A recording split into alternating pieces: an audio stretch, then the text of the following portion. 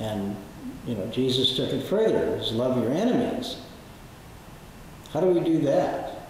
And I know that we have this concept, this overall overriding concept, that we can love them as their souls created by God.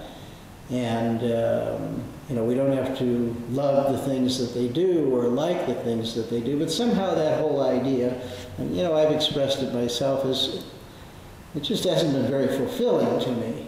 Because I find it real easy to look at certain people out there and just find it really hard to think of love for them as a soul or the rest of it. And it's really hard for me to think in terms of humanity as a whole, because I see some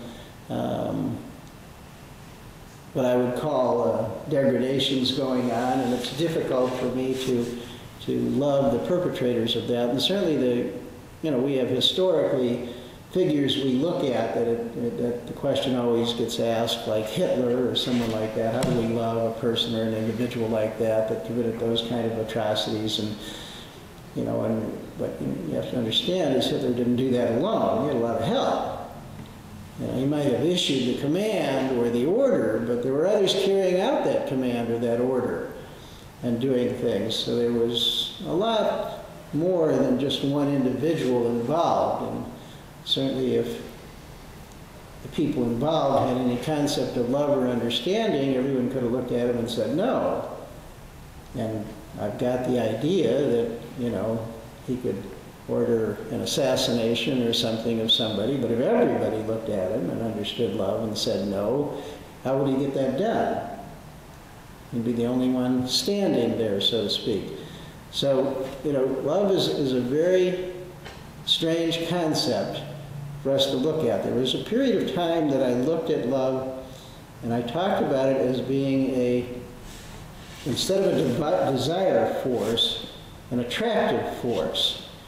Dr. Bacelis said on occasion that Jesus loved the disciples into the kingdom.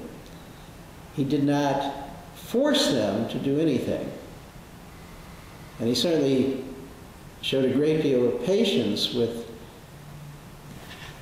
for lack of a better expression, their lack of understanding or lack of faith on occasion, or their lack of courage. And we saw that certainly with Thomas, and we saw it certainly with Peter. And, you know, I'm sure there were many instances that came up that they just questioned and didn't understand what he was saying or what he was doing.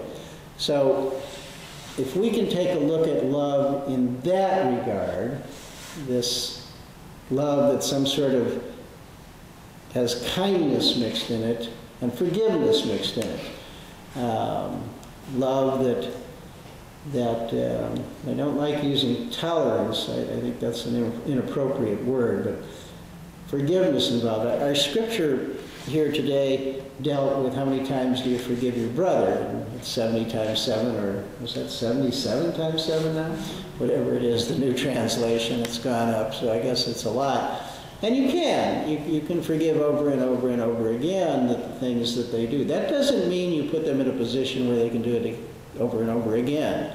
You know, if someone is unable to handle a certain situation, you don't place them in that situation. You place them in another situation where they can grow and prosper and do good things. There are certain situations that they're just unable to handle and can't get past their own, whatever, desires, lusts, or as some might term, loves. They can't get past those things in certain situations, so you have to keep them in other situations. And they can be very productive. And you can forgive the flaws and the faults and all of the rest of it. But you still act accordingly.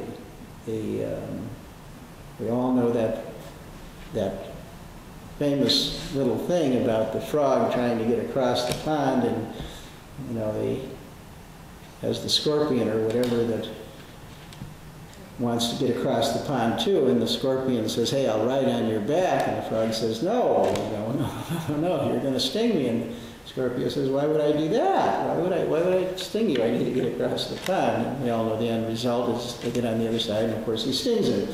And he says, "What do you want? I'm a scorpion, you know." So you have to understand who and what they are, and there's certain people in certain situations that you can't place there, and you can't give them a ride in that situation because they'll cause harm, because they can't help themselves. So you have to be mindful of that. But that doesn't mean that they're not worthy of love. And there was something about the love that Jesus had that it allowed, it was such an incredible force that it allowed the person that was the recipient of it to be able to change, to be able to address whatever the faults may be. We know what happened in the case of Peter, and certainly he was the rock that the church was built upon, regardless of our present position about, Catholicism and all of that. It's an incredible organization that was started with Peter at the head of it. So we have to understand that something took place where Peter no longer had the fear of what might happen to him. He somehow got past that. And even Thomas got past, his having to see. He learned that there are other ways of seeing and other levels of understanding. So there was something about the love of Jesus that allowed these men, allowed people to get past whatever their faults were. So in looking at the concept of love, what I've presently have come up with is not only the idea that it's an attractive force. See, we term too many things as that are desires, we term as our loves. And desire is an active force that moves out and does something. You act upon your desires. I want that, I go out and I get it and I take it. Okay, that's acting upon the desire body. And I take it because I want that thing, and I have the want confused with love. But I'm not sure that that's an absolute confusion.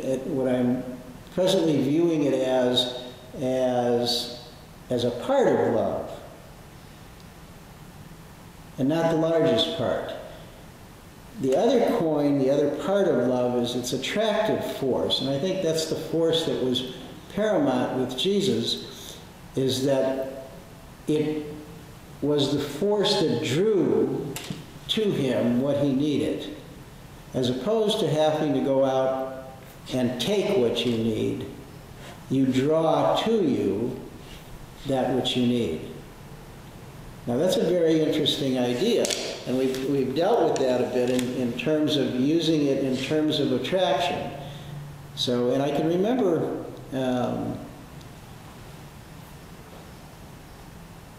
in dealing with a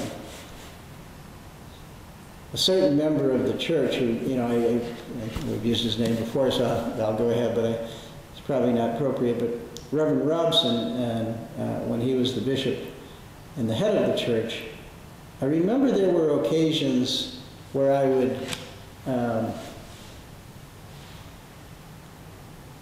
speak to him or go up to speak to him and set up an appointment, and then he would say, "I've been waiting." So in his mind, it was time to have a talk, but as opposed to him saying, "Hey, Lyle, make an appointment and see me," he would attempt to project whatever was necessary so that I would make that appointment. So the sense was, instead of him going out and making it happen, and there's a difference, because when I go out and making it happen, I'm basically enforcing my will.